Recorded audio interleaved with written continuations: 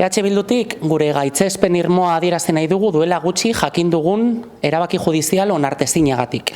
USAP zuzentzeko sistema zalantzan jartzen duelako eta milaka euskal ikasleren bidegabekeria delako eta aurrekari oso arriskutsu bat sor dezakelako. Ikasle guztiek egindako ahalegina aitortu nahi dugu ere eta sorterik onena opa diegu euren etorkizuna aukeratzerako orduan. Etorkizun horretan, administrazioek, komunikabideek, batzuk zehazki eta agintari politikoek ez lukete zalantza gehiago eragin beharko.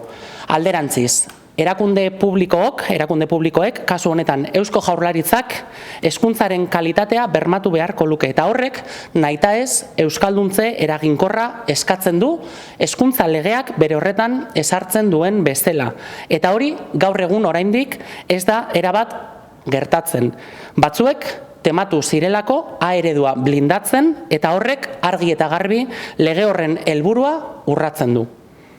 Zoritxarrez, azken asteetan, euskara eta literatura bi azterketaren inguruan sortutako zarata arduragabekeria larria dela uste dugu. Burbuila mediatikoaren eta azken orduetan ezagututako erabaki judizialen atzean, bultzada politiko argia dagoela uste dugu. Hori guztia gainera, duela hilabete batzuetatik salatzen ari garen euskararen kontrako ofentsibarekin bat dator. Bilduren ustez, herri honetan badira euskararen eta aldiberean Euskal Herriko Unibertsitatearen aurkako aurreiritzia sortzeko interes handia dutenak. Ez euskarak, ez unibertsitate publikoak, ez Araba, Bizkaia eta Gipuzkoan USAP azterketa egin duten milaka eta milaka ikaslek ez dute tratu hau merezi. Bereziki, kezkagarria da ere, Eusko Jaurlaritzaren, hezkuntza sailaren eta berau sostengatzen duen alderdien jarrera. Modu arduragabean, zalantzan jarri bai dute zuzenketa sistema bat, zeinak gainera, berme guztiekin berrikusi dituen azterketa guztiak. Bilduk, erantzunkizunez jokatzeko deia egiten die inplikatutako eragile guztiei, ikaslei eta euskerari bakarrik kalte egiten dien eta erakundeen konfiantza zalantzan jartzen duen polemika ez elikatzeko. Arrazoirik gabe kolokan jartzen baita hezkuntza komunitatea bera, EHU eta USAP bermatzen jardun duten profesionalen azken hilabeteetako lana. Aurrekariari dagokionean, gure ustez, aurrekari arriskutsu bat sor dezake. Izan ere, oraingoan euskararekin gertatu dena datorren urtean ere gerta litekeelako, eta are gehiago, zer gertatzen da nota basoak atera dituzten gainontzeko ikasgaiekin.